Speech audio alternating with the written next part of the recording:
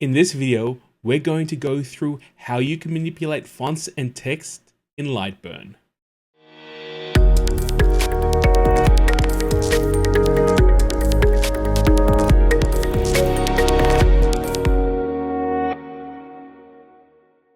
Hi, my name is Gil, and in this second part of this tutorial, we're going to look at everything you need to know to make sure that your text layout and editing is as creative as you want it to be in Lightburn.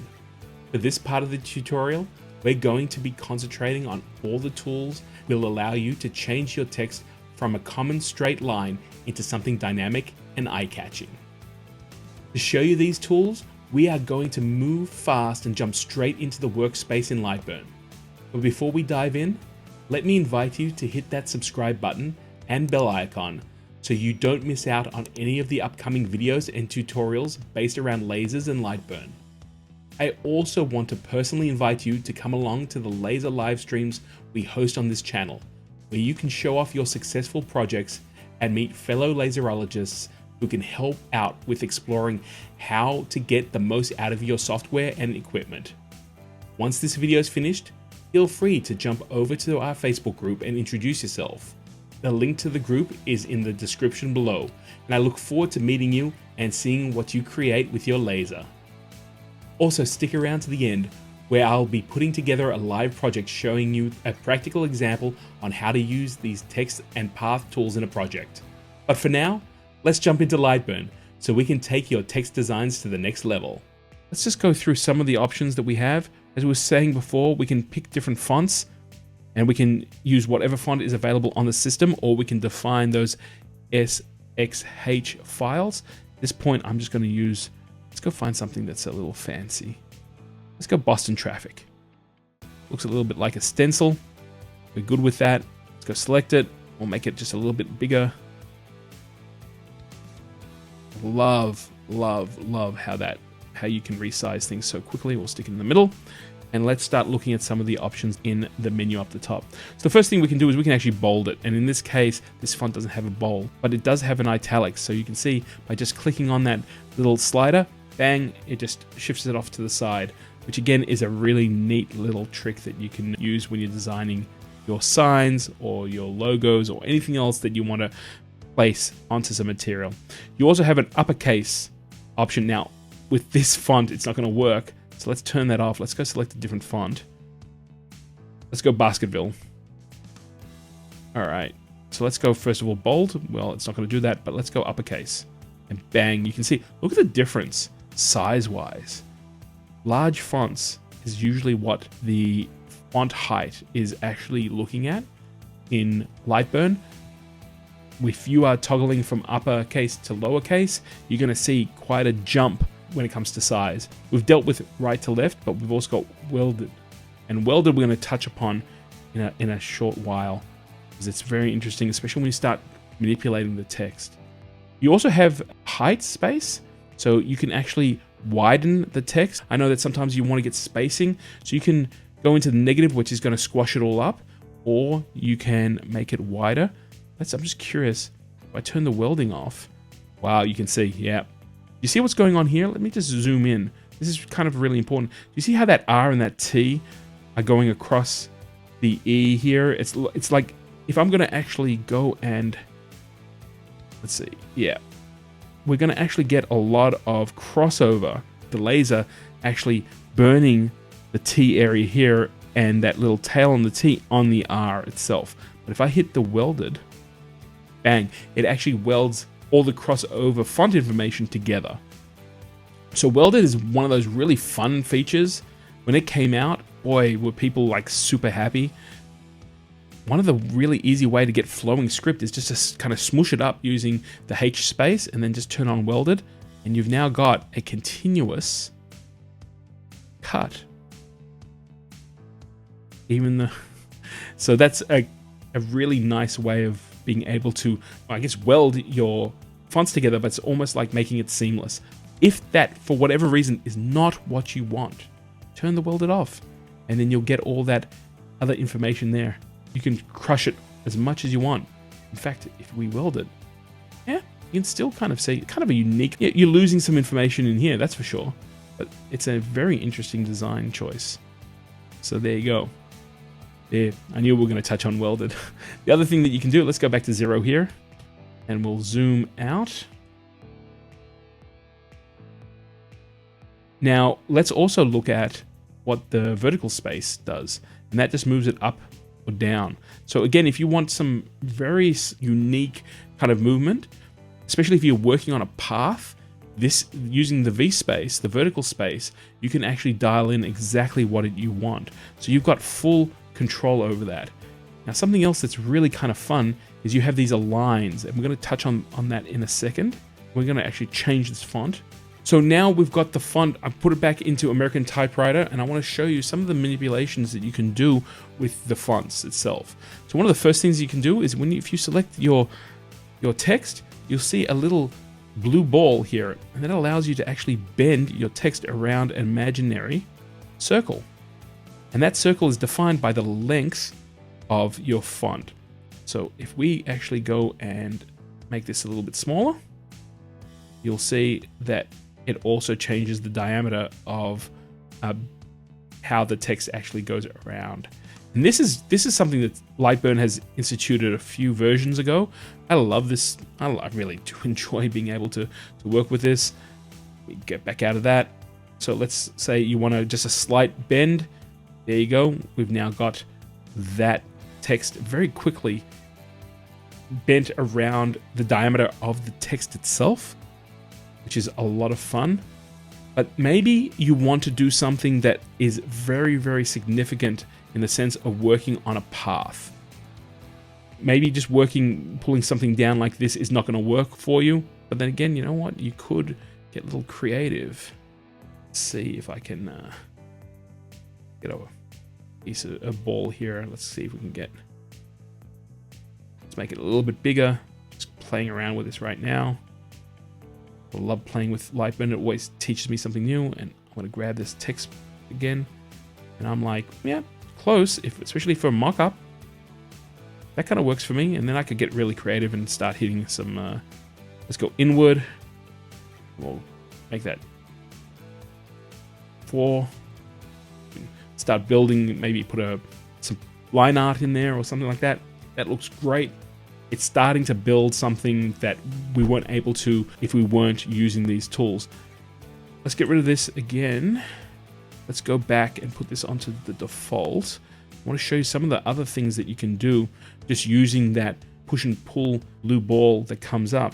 Now, remember we were looking here at the line X and the line Y? Well, we can actually move that to the left. If I pull this over across, the ball has now moved, and check out what happens. It's almost as if that on the left-hand side is the start, and that sphere, that imaginary sphere, is all the way across. And we can actually kind of pull this right across. And what's kind of fun about this is you can also kind of just spin it around. So maybe it's not exactly the way you want to do it. You can resize it, of course, or you could leave it in its original form. So by moving the center point, the align point to the left, it allows you to be able to move that across. We do it for the right, it's the opposite, but you can see here the last font. It's like a dragon's tail, guys. This is awesome. The actual anchor point is now to the right. So, I want to capture this. I could do an animation just for this. This is like laser live stream. What's you from? Oh, Lightburn. Wow. Maybe I should do that as the opening for my laser live stream. Welcome to the laser live stream. Kind of looks cool. I could do that in After Effects too, but it's kind of more fun using Lightburn. Just another application. Here you go, Lightburn for all your video graphic needs. Going back to the tutorial though, we can change that. We can also change the alignment. I just put it in the middle, so let's just get that straight. Actually, we'll just undo. There you go. Got that in the right place now. Put that align in the middle. And we're going to align the top. And check this out. Now we are going again back and forth. This is the line Y. So that's the top. That's the bottom. They're not doing anything too drastic, but when you align them with the other ones, you can start seeing you can change a lot of the motion. It's kind of fun. Surprise myself.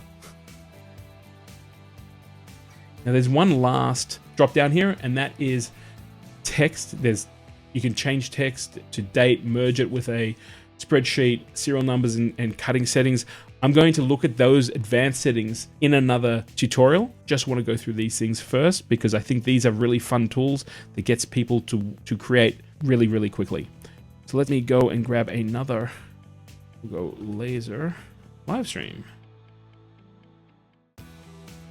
We'll just reset that. So now that is all on the same area, but maybe just bending the text is not really what you want to do. Maybe maybe you want some text to follow a logo design or something that's very specific to your needs. Well, you can do that as well.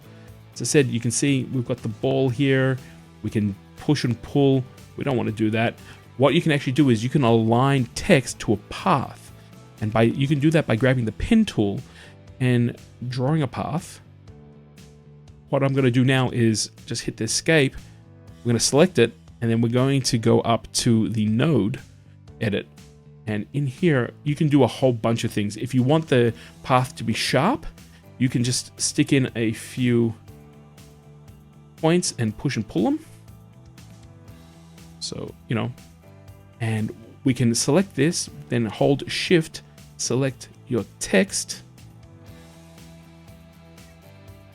and then by hitting the right button or the Control click, we can apply the path to the text. And you can see here, bang, we now have text that is following the line. Now that's one way of being able to do it. We'll just undo it right now. And I'm going to show you guys also, when you've got those node points, we can go back into Edit Node. I'm going to hit the S, which is a smooth out function. I grab this one too and hit that one. And now you can see I've got a nice little curve.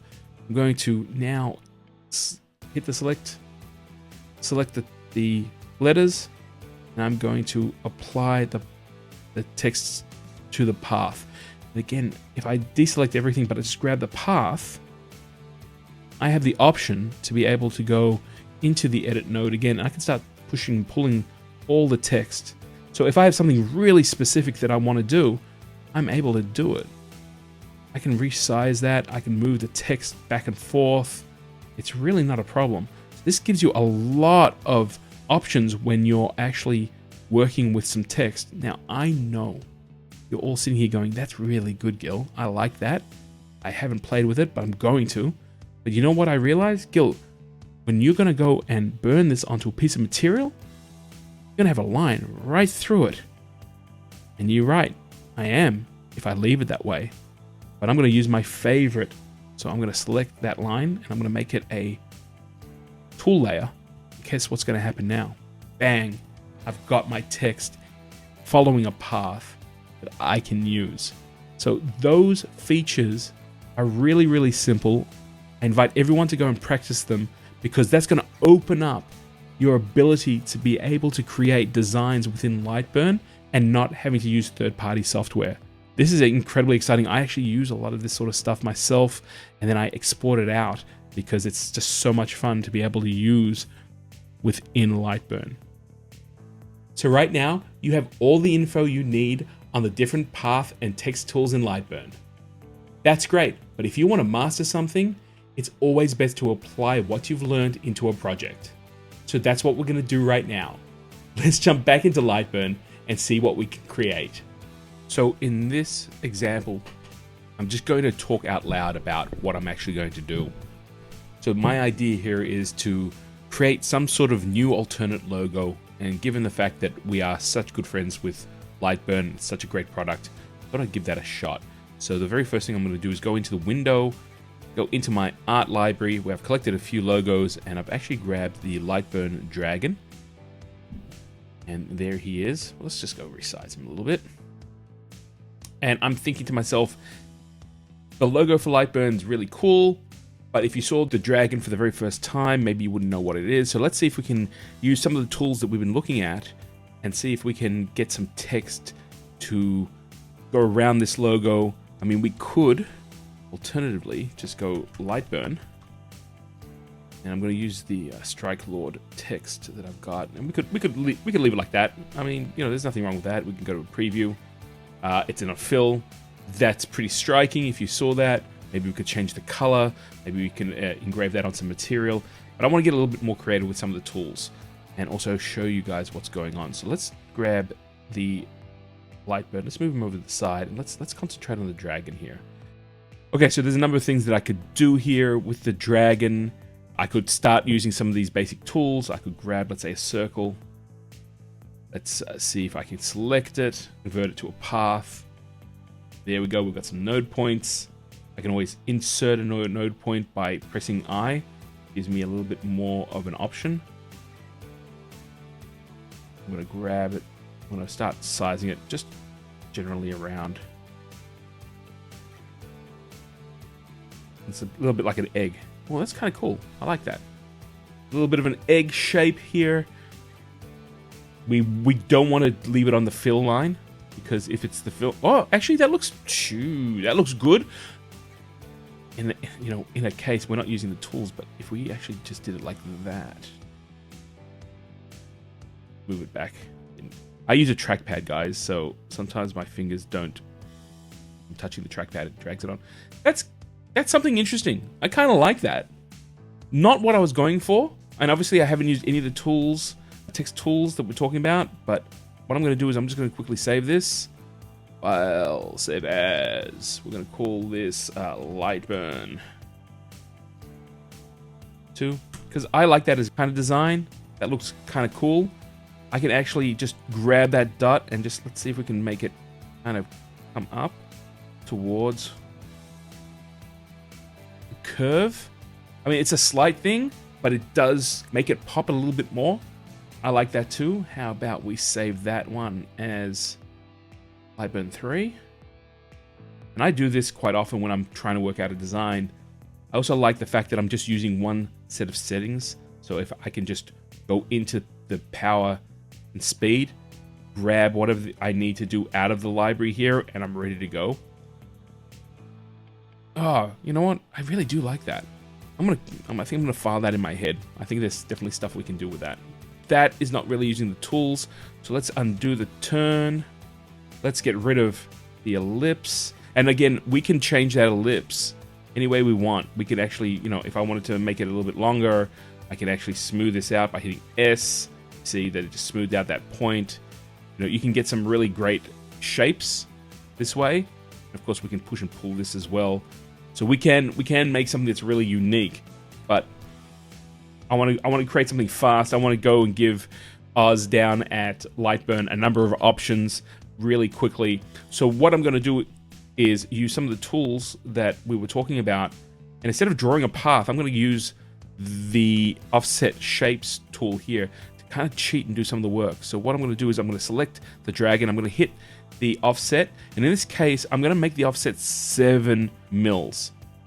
You can make it more or less. I was playing with this before. You'll see why I'm picking 7. I got very lucky with this size. Let's hit OK. You can see there's got to be a little bit of cleanup here. I'm going to select that outer pathway, and the first thing I'm going to do is make it a tool layout. That way we have no problem with the letters going around and actually engraving another line. In here too, I'm going to grab the areas that were offset, and I'm going to come up here and split them up into individuals. And then I'm going to just select that middle one and pop it out, because we don't really need it. It's just a lot of information, and I just like doing things really cleanly. So at this point, I have a line, some text. I'm going to select that line. I'm going to then select my text. I am now going to right click or control click, and it says apply text to path. And watch what's going to happen here. It's going to be kind of interesting. What we've got now is we've got these letters lined up with the tail end of the dragon. and I can select this and change where I want this orientation to be. That's in the left. That's the right. We put it in the middle. It's looking good. Remember we were talking about the Y axis before? Check this out, because I couldn't show it to you earlier very cleanly, but if I go to the top, it actually pops those letters out to the top of the path. Really important to understand. So if we look at the preview here, we've got some distance away from the dragon. If we actually put that back into the middle and show that on the preview, we actually have the letters connected to that dragon tail. One of the things I'm going to do just now for the sake of this preview is I'm going to place those letters on a different layer, and that is already a line layer. So if we go back in here, we can see that they're still connected, but they are actually a different context. Let's keep going back. I'll show you the bottom, and the bottom part is actually going to now have those letters aligned to the bottom of the path here, but in the actual dragon itself. So again, if we preview it, we've only got half the letters in there. That's a much better way of understanding the align Y. Put it back to the middle. I got very lucky with the height and the distance of that path. That was not pre-planned, but it's something that if you keep in mind, you can definitely work with. Let's go back to the preview. That looks pretty good, but I actually want the letters further down into this area. So it's kind of like to the bottom of the logo. How do I do that?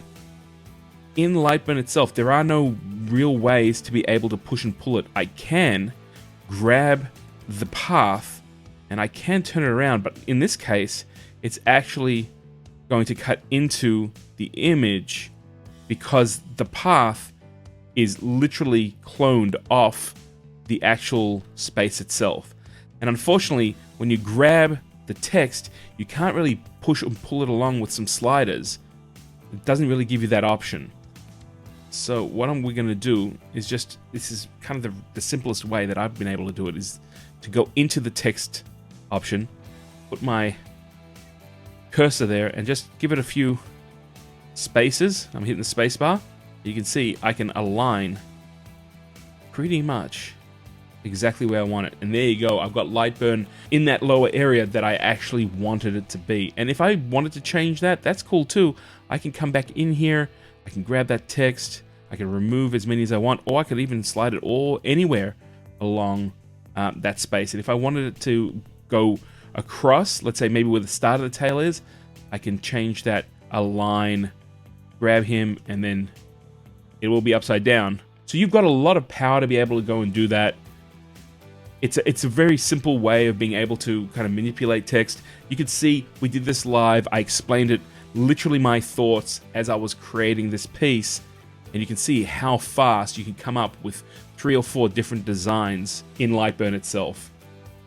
It'll be interesting to see what Oz thinks about this. Maybe this is the futuristic version of Lightburn. I don't know. It's a lot of fun to be able to go and take different designs and play with them. Incredible design tools, especially when you're manipulating text and working on paths. Very, very quick way of being able to get text to follow a shape that you are working with within the logo. All right. Now we have the tools in Lightburn to create any creative text you need to complete your projects. Hopefully the Lightburn logo examples I created show you that in a very short time, you can create something unique and individual for your laser project. All it takes is some understanding of the tools and a little bit of practice. I would love to see what you create with these text and path tools, so feel free to post your results in the Laser Livestream Facebook group. Till I get a chance to see what you've made, check out these videos right here, and you know what? I know you're gonna go and make something amazing. I'll see you on the next video. Have fun!